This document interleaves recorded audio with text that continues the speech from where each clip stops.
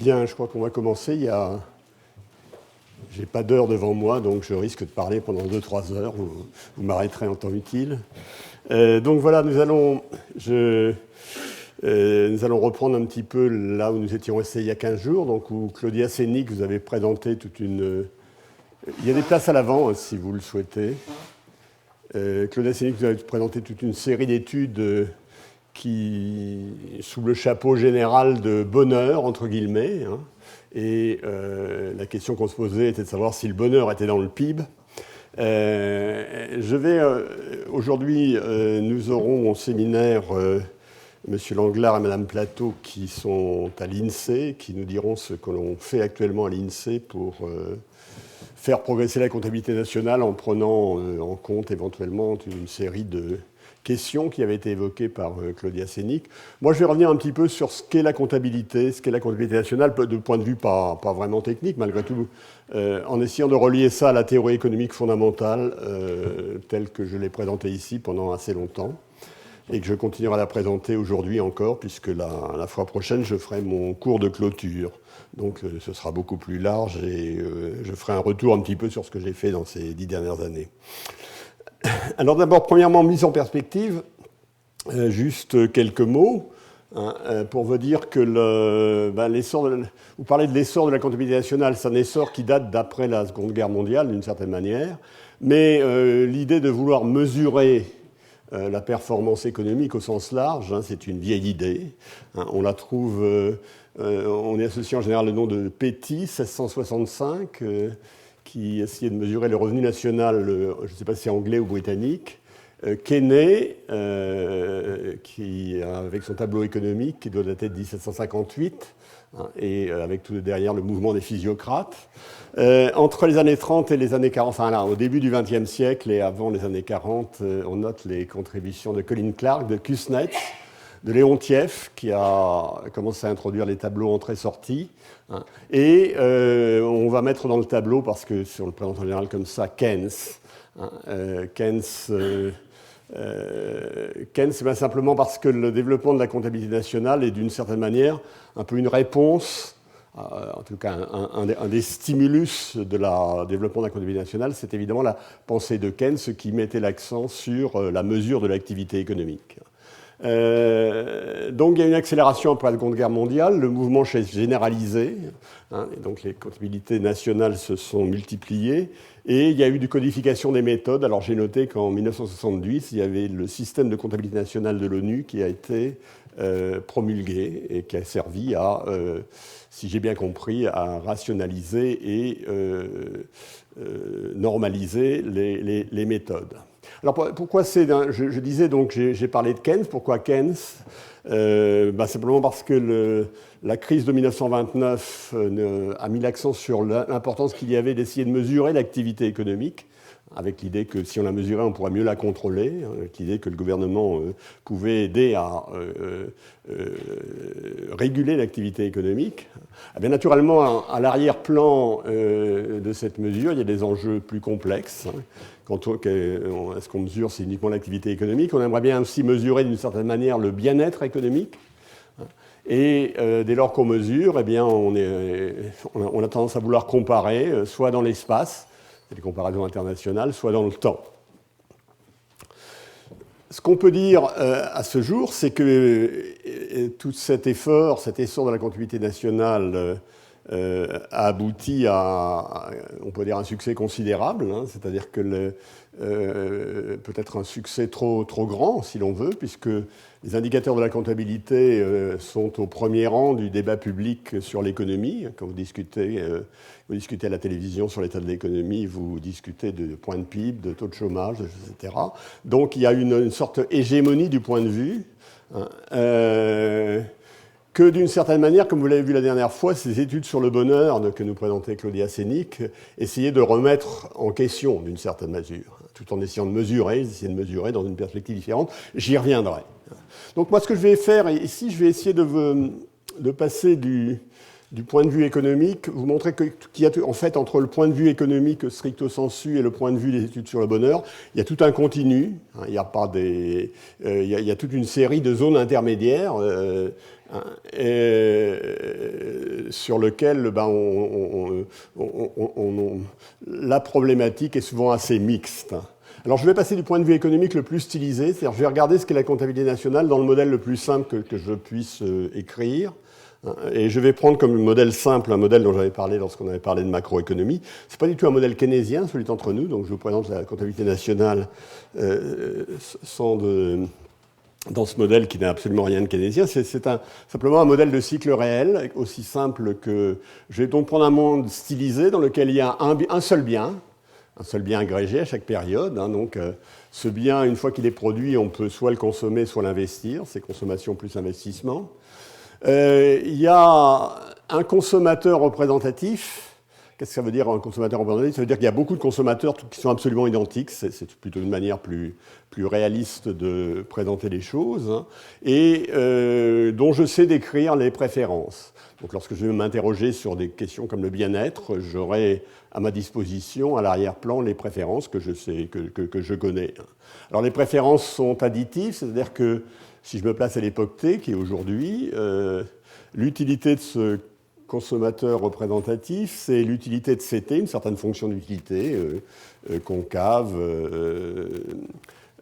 comme à l'habitude, plus une somme pondérée, actualisée, avec un taux de préférence pour le présent, bêta, de la même utilité, aux époques ultérieures. À chaque période, c'est la même fonction d'utilité U de CT, donc avec une décroissance de l'unité marginale, donc, etc. Donc c'est le modèle standard pour réfléchir sur le capital, pour réfléchir sur la croissance, etc. Ce modèle est très simple, puisque à l'époque T, les conditions de production sont telles qu'on met du capital et du travail pour produire du bien. Alors, si j'avais mon petit... Ah, j'ai pas le...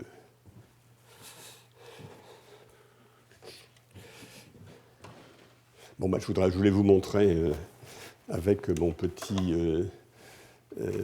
instrument habituel, mais je ne l'ai pas. Donc, vous voyez, les conditions de production, c'est que F de KL égale Q. Donc, vous mettez plus de capital, plus de travail, vous avez plus de production. Il y a une fonction de production qui est une fonction de production agrégée. Un Q égale C, la consommation, plus l'investissement. Alors, j'ai mis L. Je n'ai pas parlé de L, il n'est pas dans la fonction d'utilité parce qu'à ce stade, je vais compliquer le monde. Le monde va devenir de plus en plus compliqué, mais à ce stade, l'agent ou les agents représentatifs offrent une unité de travail, une quantité de travail, alors grand L, que je peux normaliser à grand L, mais qui est la même pour tous, dont la quantité agrégée est égale à grand L. Et donc, il n'y a pas de choix d'offre de travail. L'offre de travail est égale à la quantité de travail dont je dispose. Et puis, là-dessus, si je voulais commencer à faire de la macroéconomie à la mode de Chicago, je mettrais des chocs réels. Dans ce monde complètement extrêmement simple, il y aurait des chocs de productivité qui dureraient un certain temps, et je regarderais ce qui va se passer dans ce monde. Alors, ce que je regarderais, là, ce que je vais regarder, mais en oubliant les chocs, parce que c'est pas mon propos, ce que je regarderais, c'est ce qui se passe à chaque période. À chaque période, ce que je vais observer, c'est du moins l'hypothèse que je fais, ça va être un équilibre de marché. Un équilibre de marché intertemporel. C'est-à-dire qu'à chaque période, il y a un prix pour le bien. Par définition, je dis que le bien, c'est le numéraire, son prix est égal à 1. Il y a un taux d'intérêt, petit r, qui est le taux d'intérêt sur l'épargne, ou le rendement du capital à l'équilibre. Et il y a un taux de salaire qui est W. Et il varie au cours du temps, à chaque période T. Et un équilibre intertemporel, c'est une suite de P, W, R, telle que, à chaque période, l'offre égale la demande sur le marché pertinent qui est ici, enfin, en particulier sur le marché du capital et sur le marché de la consommation. Étant entendu, hypothèse qui n'est pas bénigne, que les agents ont des anticipations rationnelles, c'est-à-dire qu'aujourd'hui, ils prévoient complètement ce qui va se passer dans le futur et qu'ils prennent leurs décisions sur cette base. Ça, c'est ce qu'on ferait sur la macroéconomie. Alors pourquoi j'ai mis ça? Parce que dans ce monde-là, je peux me demander qu'est-ce que c'est que la comptabilité nationale. Dans ce monde, la comptabilité nationale, c'est pas trop compliqué. Il y a un seul bien. Ce bien, et la production totale du bien, c'est Q, et je vais l'appeler le produit intérieur brut. Intérieur national, ici dans mon monde, je suis complètement isolé, je ne ferai aucune distinction là-dessus, mais je vais l'appeler PIB parce que c'est le plus commode. Et le PIB, c'est égal à Q, la quantité du bien produite, qui est égal à C plus I. Par ailleurs, ce Q est égal au revenu national aussi. Le revenu national, c'est quoi? C'est RK, le rendement du capital multiplié par le niveau de capital qui est utilisé, plus WL, le salaire. Donc c'est la somme des rémunérations du capital et des salaires. Là-dessus, il n'y a pas beaucoup de discussion là-dessus. Maintenant, est-ce que je peux utiliser, pour décrire le niveau de l'activité économique, il est bien évident que Q est la bonne variable, pour décrire la consommation CC, est-ce que je peux donner un sens, par exemple, si Q est plus élevé, si j'ai par exemple un delta C plus un delta I, où je veux comparer Q à deux périodes pas trop lointaines, est-ce que je peux dire quelque chose? Ben oui, évidemment, si je me mets par exemple en statique comparative, et si j'ai delta Q égale delta C plus delta I positif, ben je sais qu'il y a plus de production. Et je sais que l'utilité s'accroît pour le consommateur représentatif dans ce monde par rapport au monde voisin. Donc si je compare entre deux périodes, j'ai les indicateurs de mesure de performance que j'ai sont également des indicateurs de mesure de l'utilité, du moins lorsque je me limite à des petites variations et en un certain sens. Je ne peux pas dire beaucoup plus. Alors par ailleurs, le capital ici, K, c'est vraiment un résumé exhaustif du futur. Quand je connais K, je sais mon bien-être jusqu'à la fin des temps, puisque je sais ce qui va se passer avec ce niveau K, je sais les prix, les taux d'intérêt, etc. Et c'est un résumé exhaustif du futur. Donc je peux faire dans ce monde des comparaisons internationales, des comparaisons intertemporelles dans la limite que je viens de donner ici, puisque tout ceci toutes les consommations sont congruentes à chaque période. Je peux faire des comparaisons internationales, bien entendu. Alors, il y a une première question qu'on peut se poser par rapport à ces études sur le bonheur. Imaginez que je sois dans ce monde et que je demande aux gens quel est leur niveau de bonheur, le niveau de satisfaction. Qu'est-ce qu'ils vont me déclarer? Est-ce qu'ils vont me déclarer que c'est U de CT, le niveau d'utilité aujourd'hui, ou est-ce qu'ils vont me déclarer que c'est U plus l'espérance de leur bien-être jusqu'à la fin des temps? Petite question qui reste plausible et pertinente, quel que soit le modèle que je vais prendre, mais qui ici n'a pas de réponse évidente, c'est juste un point. Alors je vais faire juste une petite digression sur les anticipations, parce que les choses simples que j'obtiens dans mon monde simple, malgré tout, sont fondées sur une hypothèse d'anticipation. Par exemple, je vais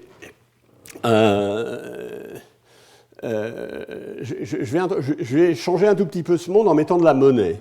C'est la monnaie de retour avec la crise, money is back, comme on dit. Et donc, je vais mettre dans le monde un petit peu de monnaie, c'est-à-dire que je vais dire qu'à chaque période, il y a un bien qui s'appelle la monnaie, qui est le numéraire, qui est extrêmement virtuel d'une certaine manière, mais les prix des biens sont exprimés en termes de monnaie à chaque période. Donc, le prix du bien, chaque monnaie, c'est un prix en termes de monnaie qui peut varier. Alors, dans ce monde, j'ai une infinité d'équilibres. Par exemple, je décide qu'il y a un taux d'inflation constant. Le prix du bien va croître au rythme du taux d'inflation. Tout le monde le sait. Je vais avoir le même équilibre réel, mais je vais avoir un équilibre monétaire où le prix du bien croît au taux d'inflation. Donc, j'ai une infinité de taux d'inflation. Alors, je vais mettre avec un taux d'inflation constant.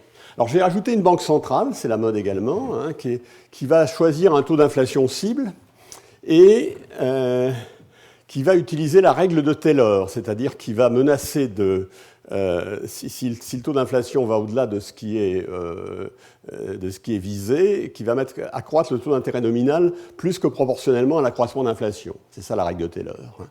Alors, il y aura toujours un équilibre, parce que pour l'inflation cible, il y a toujours un équilibre qui est le même.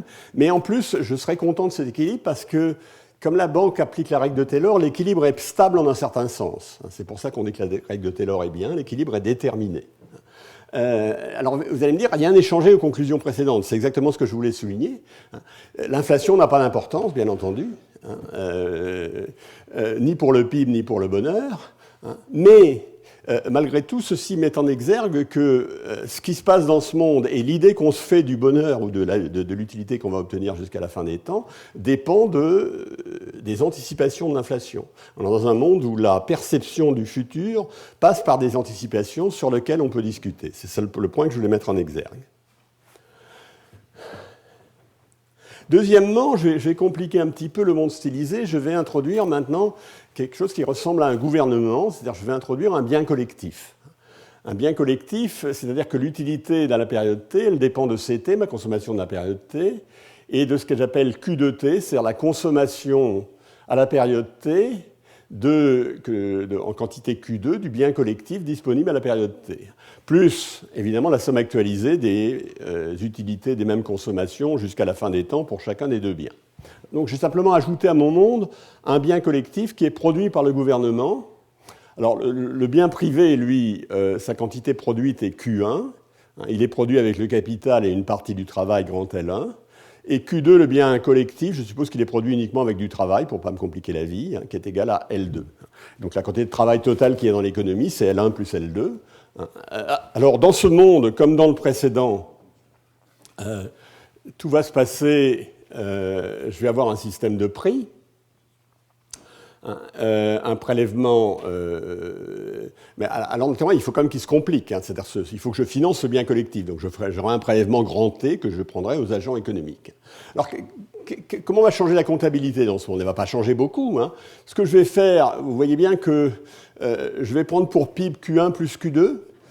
Je vais revenir là-dessus, puisque c'est les deux choses que je sais mesurer, et je les mesure dans des unités congruentes d'une certaine manière.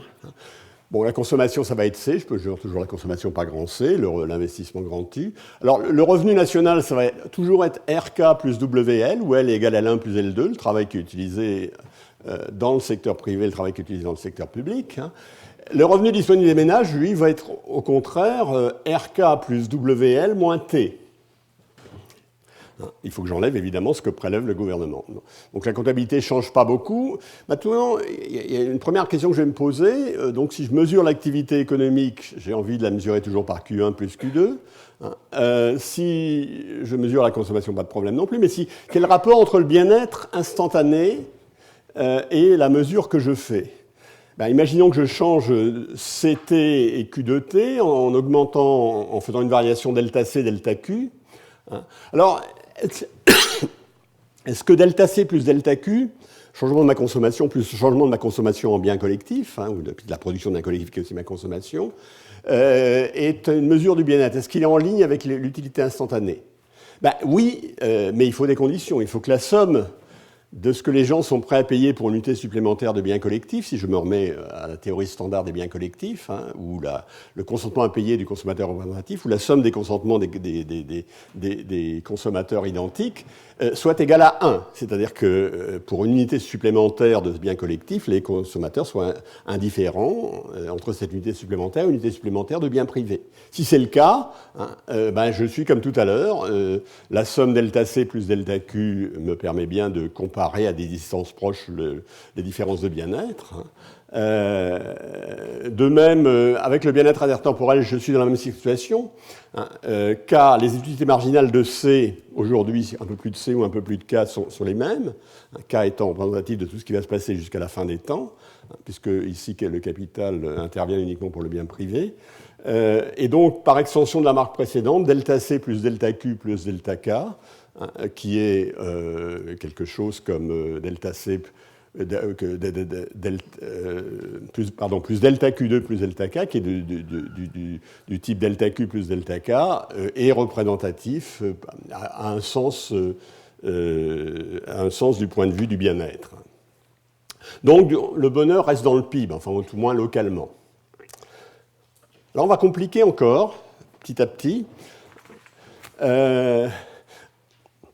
On verrait que maintenant, quand on essaie de faire la vraie comptabilité nationale, le passage dans chacune de ces dimensions n'est pas complètement gratuit. Dans mon modèle, il est assez facile. Dans le monde réel, il est un peu plus compliqué. Alors, la première extension, je vais introduire dans ce monde le temps de travail.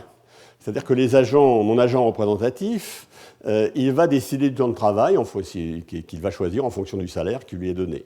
Donc, il choisit de travailler, mais il choisit également son temps de travail. Donc, il y a une offre de travail, etc. Donc, j'ai une offre de travail qui est élastique.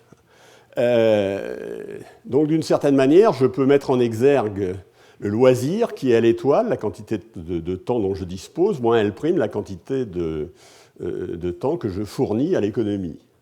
Et donc dans la logique précédente, je devrais voir l'économie comme plus complexe, c'est-à-dire produisant non pas seulement du bien de consommation, du bien collectif, mais également produisant du loisir, produisant trois choses qui sont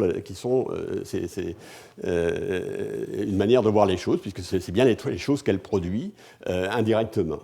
Et donc, si je prenais cette logique, eh bien, je dirais maintenant, qu'est-ce qu'il faut que je prenne comme une mesure locale du bien-être, hein. J'ai une petite variation delta C, delta Q et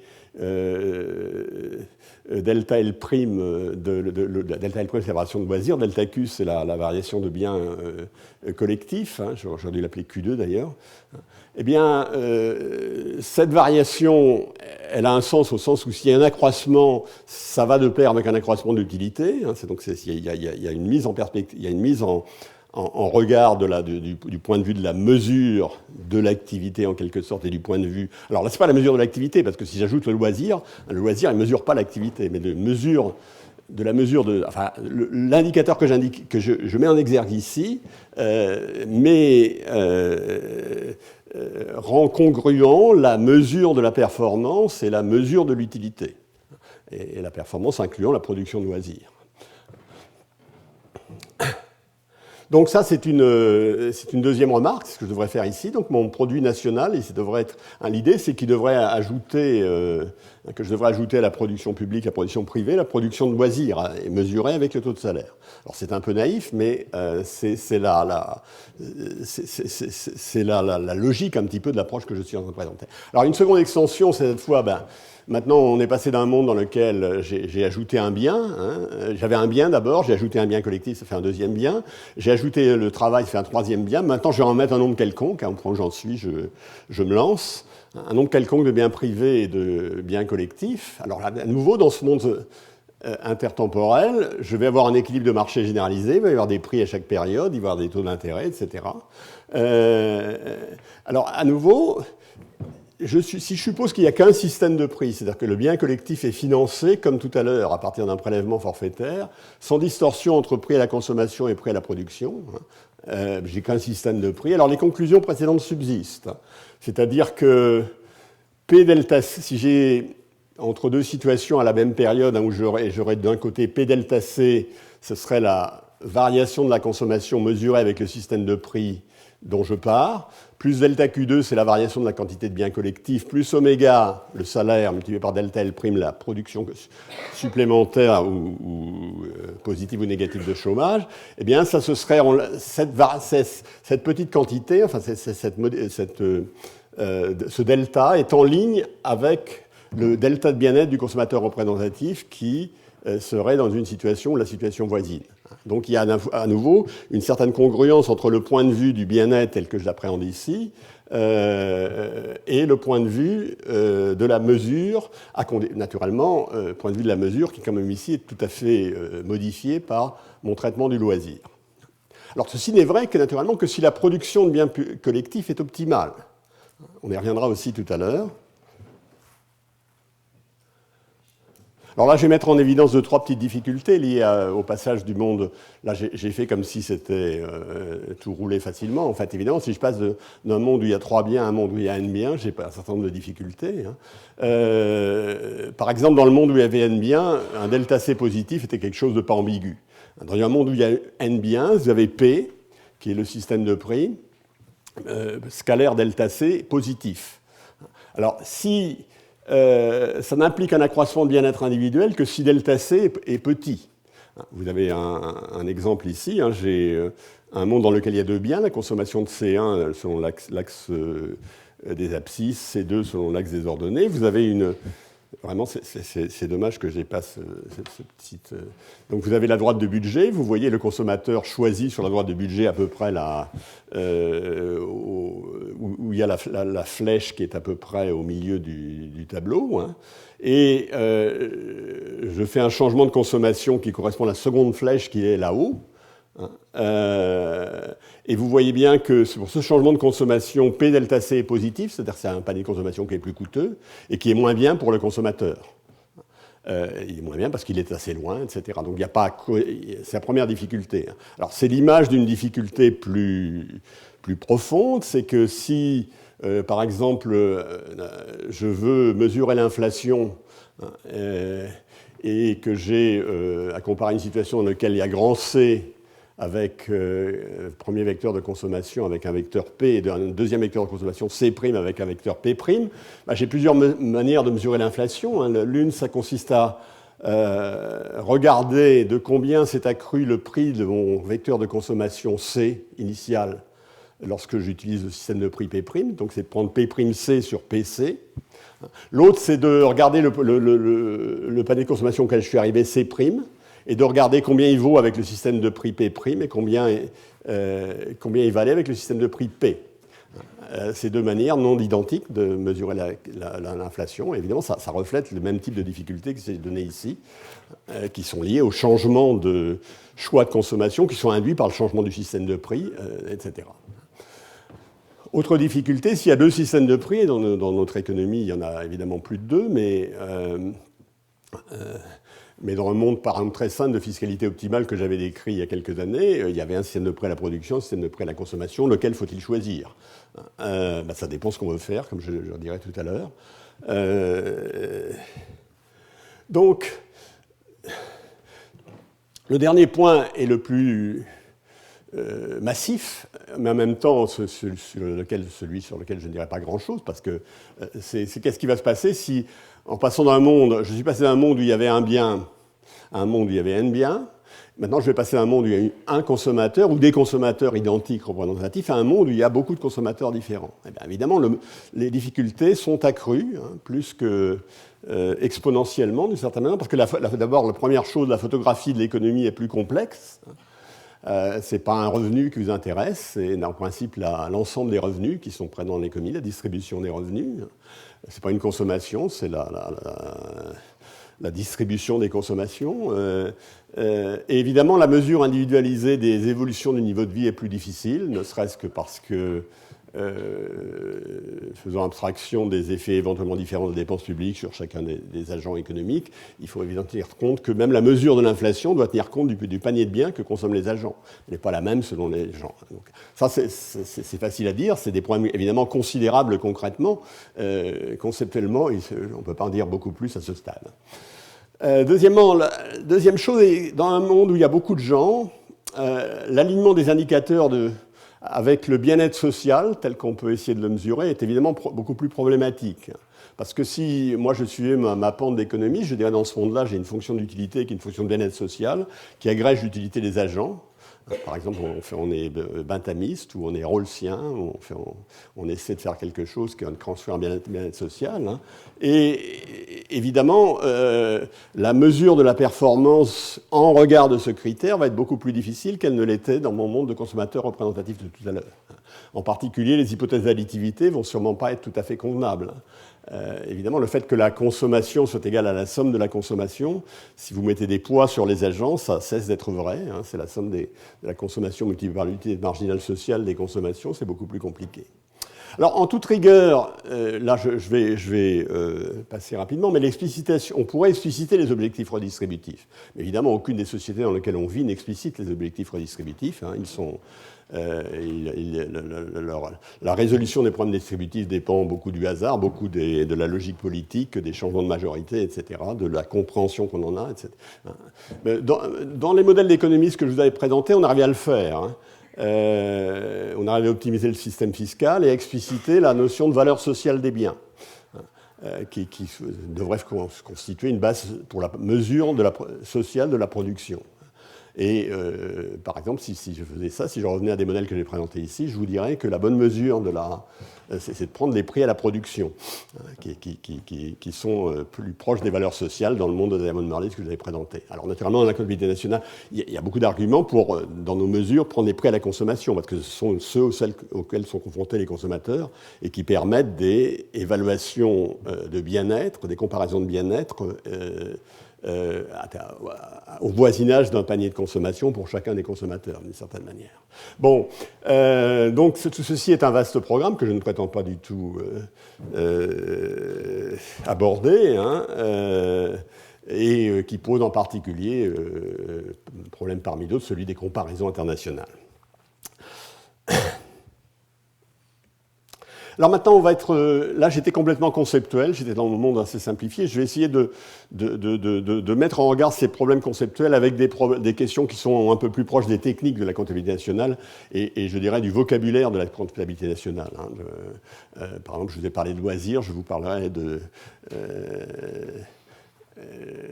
plutôt de la... du travail au sein des ménages, de choses comme ça qui ressemblent plus, qui renvoient plus à la façon dont le débat est posé habituellement. Donc la première chose, c'est la mesure de loisir. Les aspects conceptuels, je vous les ai donnés. L'économie produit des choses, dont du loisir. Alors évidemment, si on produit du loisir, et la production ne mesure pas l'activité économique, si on met le loisir dans la production. Ça a évidemment des implications pour les comparaisons temporelles et les comparaisons internationales de l'économie. Quand vous comparez deux économies dans lesquelles la durée du temps de travail, par exemple, la France et les États-Unis étaient significativement différentes. Comment vous faites intervenir cette différence de loisir, entre guillemets, différence de temps de travail, dans la comparaison du bien-être et, enfin, du point de vue cette fois beaucoup plus technique, la question est de savoir est celui de la valorisation du travail domestique. Donc, moi, la suggestion théorique que j'ai faite était assez simple. Vous regardez, il y a tous les gens dans l'économie, il y en a ceux qui vont travailler, et ils ont du loisir qui est valorisé à leur salaire. Puis il y a ceux qui ne vont pas travailler, ils ont également du loisir qui est valorisé au salaire potentiel qu'ils auraient sur le marché. Question, comment vous allez mesurer le salaire potentiel sur le marché? Vaste question. Et la question qui est derrière, c'est comment vous traitez le travail domestique qui est effectué, et qui n'est pas évidemment valorisé sur un marché, et dont vous ne savez pas quels sont les salaires de référence des gens qui l'effectuent, ni d'ailleurs le volume du travail qu'ils effectuent. C'est l'exemple de Samuelson. Vous avez un professeur, il a une secrétaire qui le paye pour taper ses textes. Un jour, il épouse sa secrétaire, elle continue à taper ses textes. Bien, le revenu national a diminué, ce qui n'est évidemment pas tout à fait satisfaisant.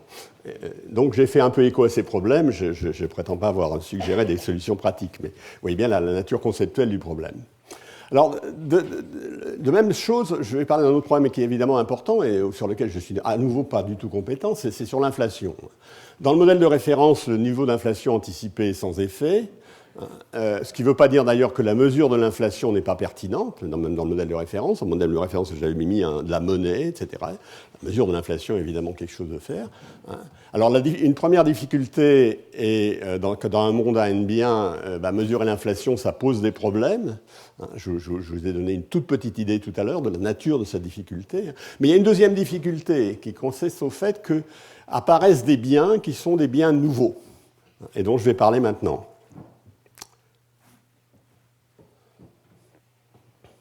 Alors, la difficulté est la suivante, et c'est une difficulté à laquelle on est confronté, en particulier dans nos économies aujourd'hui, où il y a des taux d'innovation assez élevés. Vous avez un bien nouveau qui n'existait pas sur le marché hier, pour simplifier, peut-être qu'il existait sous une forme simplement expérimentale, et qui n'existait pas. Et puis, on lui met un prix. Question, on ne peut pas le comparer à un bien qui n'existait pas avant.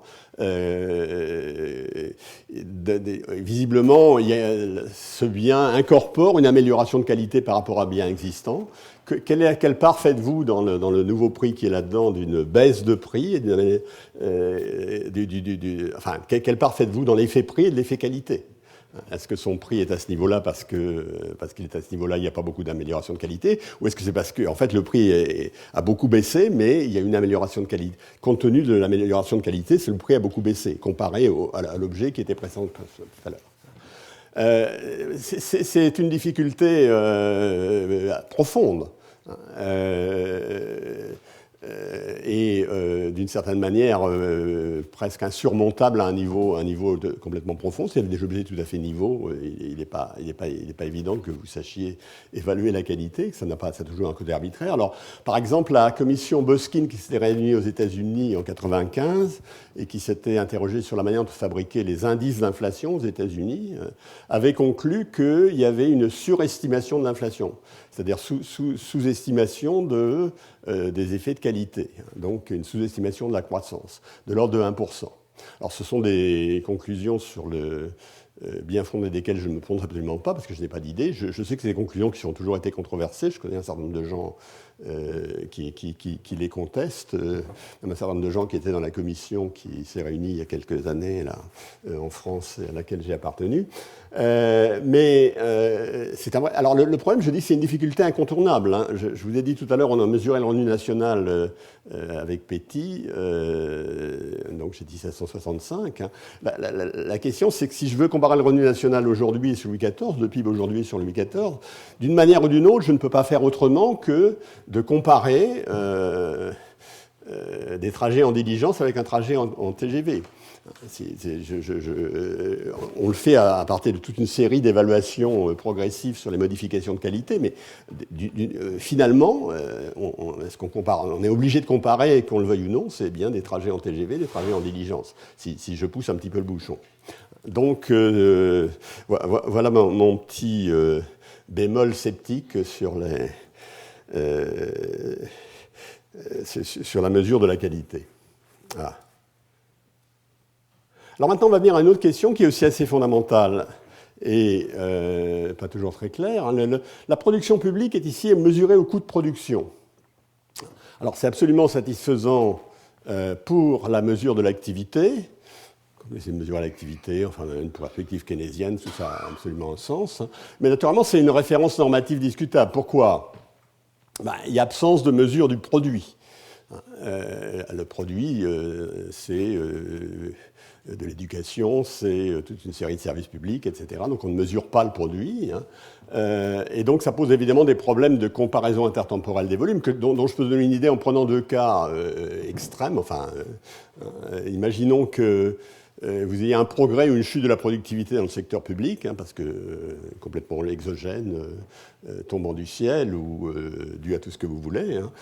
Si entre T et T plus 1, la productivité publique baisse, la production mesurée ne se modifie pas. Et si entre T et T plus 1, la productivité publique augmente, c'est-à-dire qu'il y a beaucoup de biens publics qui sont montés, la production mesurée ne se modifie pas non plus.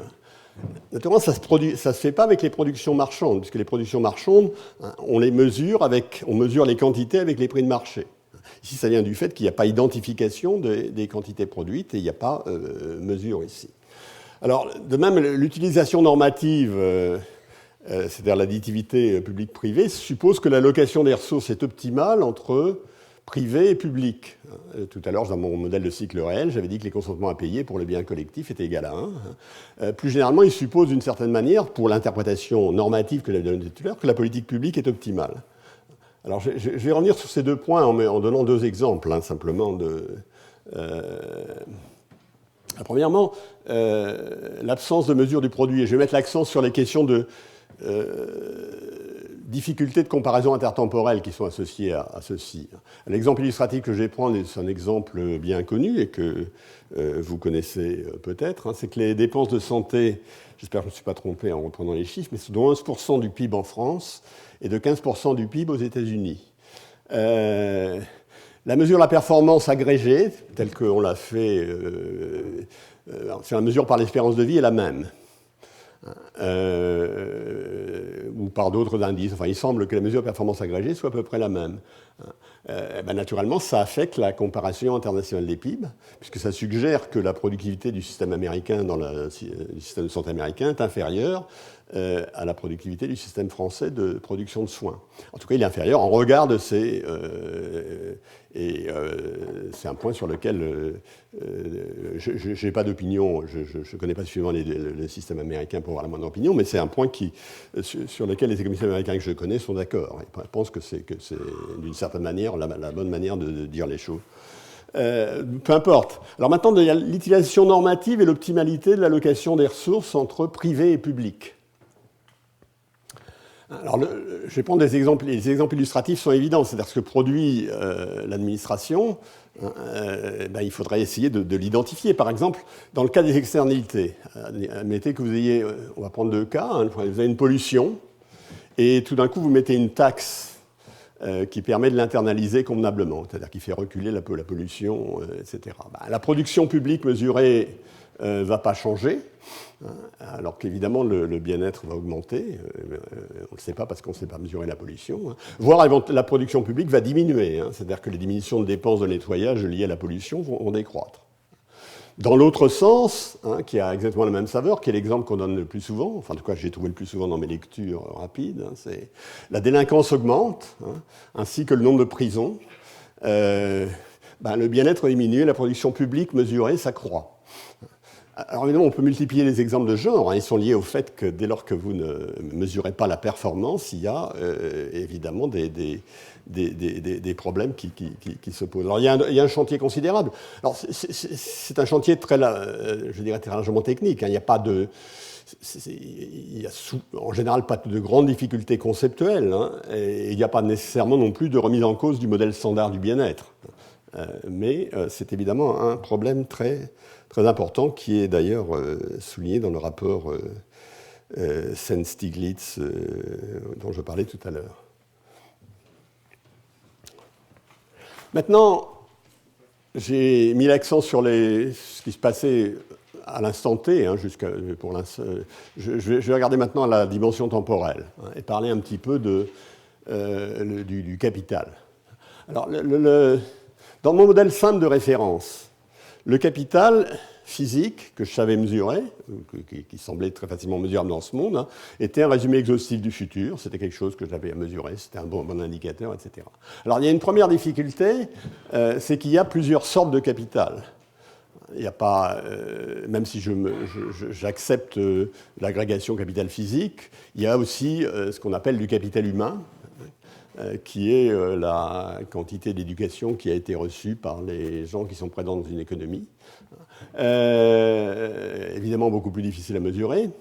Il y a un autre exemple assez simple, c'est les ressources rares non renouvelables. Si vous êtes un pays pétrolier, vous avez des ressources pétrolières, vous en perdez chaque année, et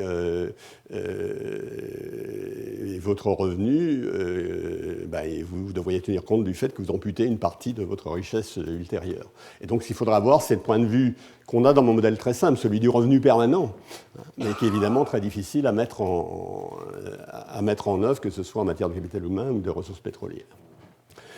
Mesure du capital naturel. Alors, je ne vais pas définir trop bien ce que c'est le capital naturel, mais j'en ai parlé dans mon cours, au début du cours, je crois dans la 3e séance, où j'ai dit que j'ai pris quand même... Ma métaphore pour le capital naturel, c'est la qualité du climat, en quelque sorte. Alors, la qualité du climat, je peux le voir comme un capital naturel. Et je m'étais demandé comment on pouvait valoriser ce capital naturel. Donc, je vais vous redonner un petit peu la réponse, sinon l'argumentaire. Alors, j'avais considéré qu'une baisse du capital naturel devait être vue comme un dommage irréversible à ce capital naturel. Dommage irréversible à l'environnement, c'est-à-dire une fois que vous l'aviez détruit, une unité, et vous ne pouviez pas le reconstruire. Parce que naturellement, si vous pouvez le produire, la valeur du capital naturel est liée à son coût de production ou de reproduction. Donc là, on va prendre un cas extrême où il s'agit d'un dommage irréversible à l'environnement. Et je lui avais proposé de voir, donc on perd du capital naturel, on le perd jusqu'à la fin des temps. J'avais proposé de le voir comme une perpétuité à la Keynes, c'est-à-dire quelque chose qui...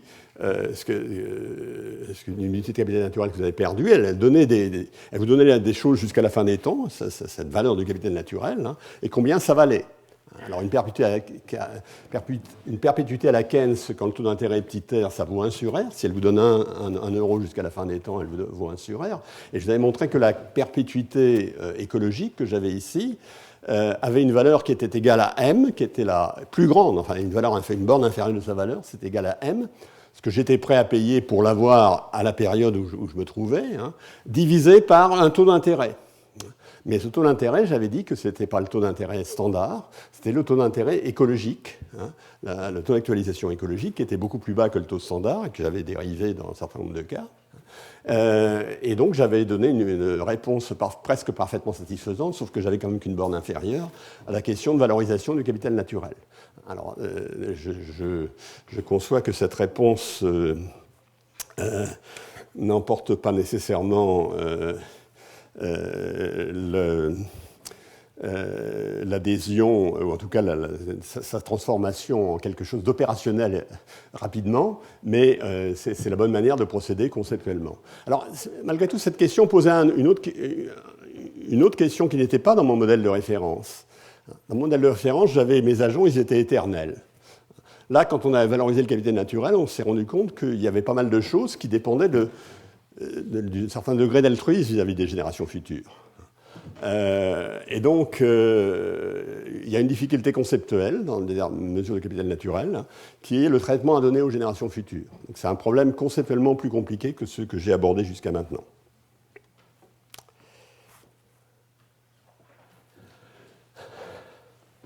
Alors voilà, j'ai fait un petit peu mon tour d'horizon, donc en essayant d'expliquer ce qu'est la comptabilité nationale dans un monde simple, en essayant d'expliquer les problèmes de relation entre la mesure de la performance, la mesure du bien-être.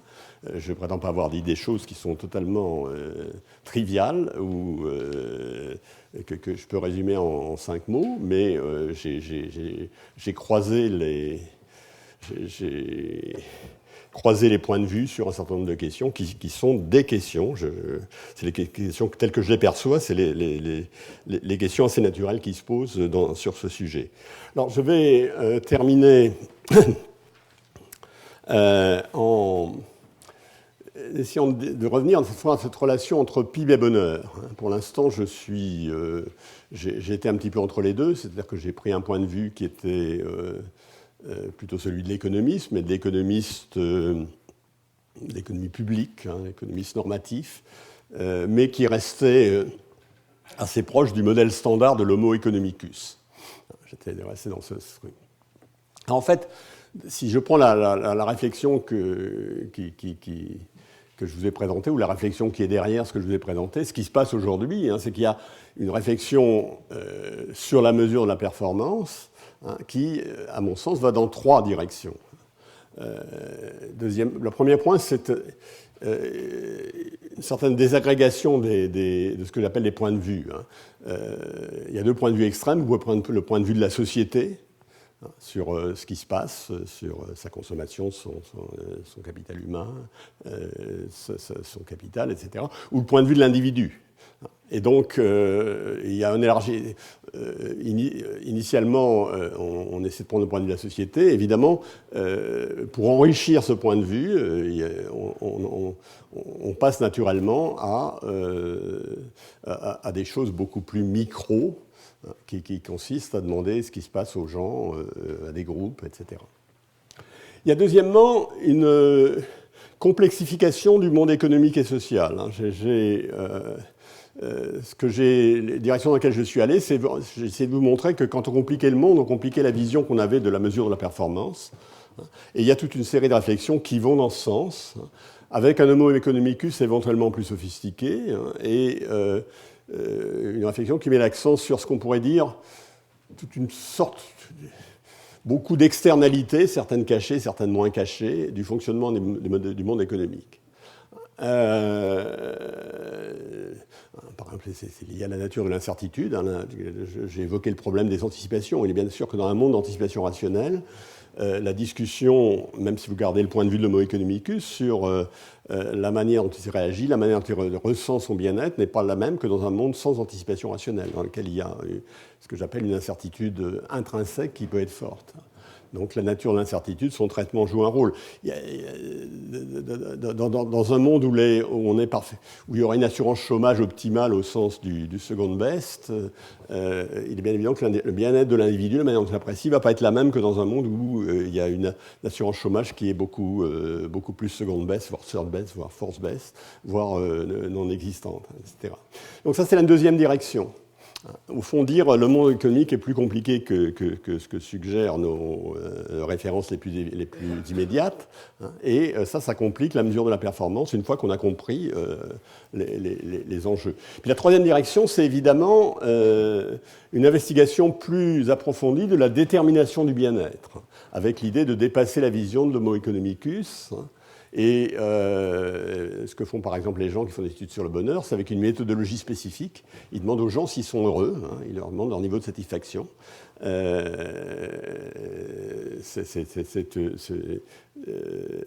Et donc ceci m'amène, ce dernier point m'amène aux études sur le bonheur dont on avait parlé la dernière fois.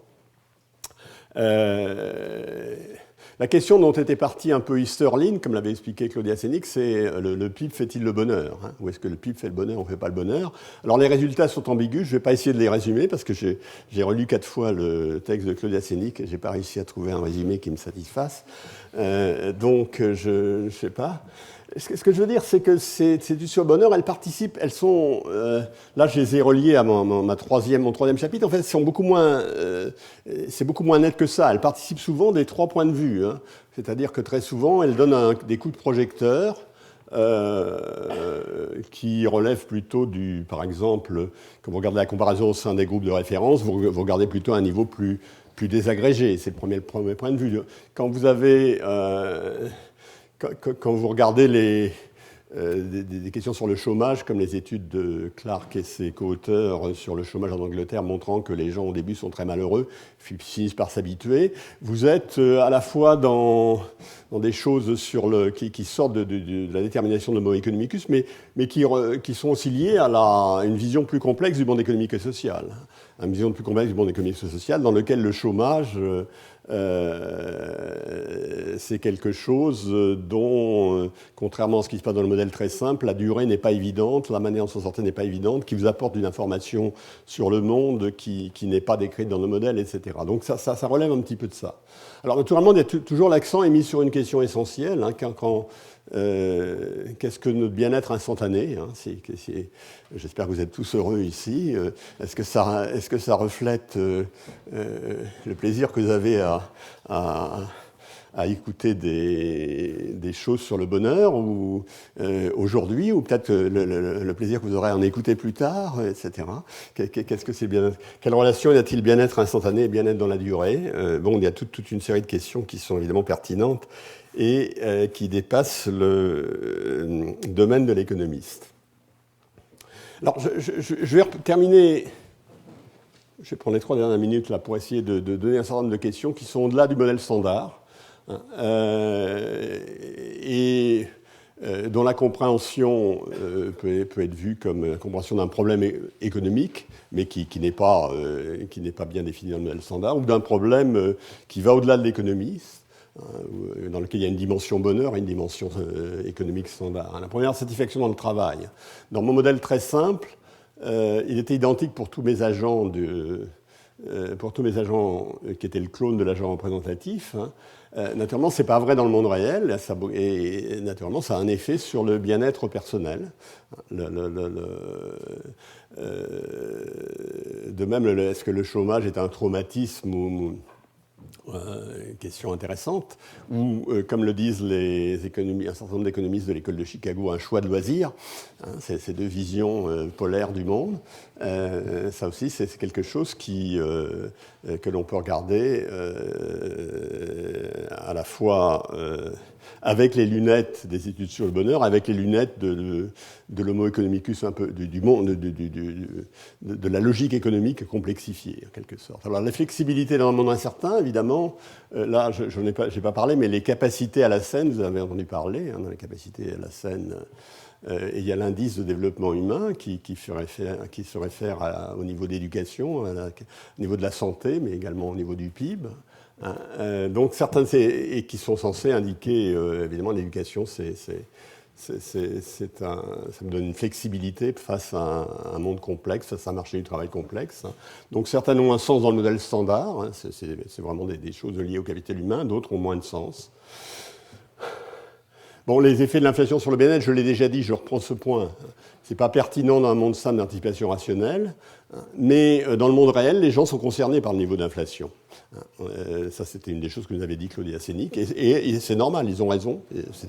Dans un monde économique complexe, le niveau d'inflation doit être concerné, simplement parce que dans le monde réel, vous n'avez pas des anticipations rationnelles sur le niveau d'inflation. Vous n'avez pas, même si vous avez des anticipations rationnelles, vous n'avez pas nécessairement les bons moyens de vous protéger. Les marchés ne sont pas complets, etc.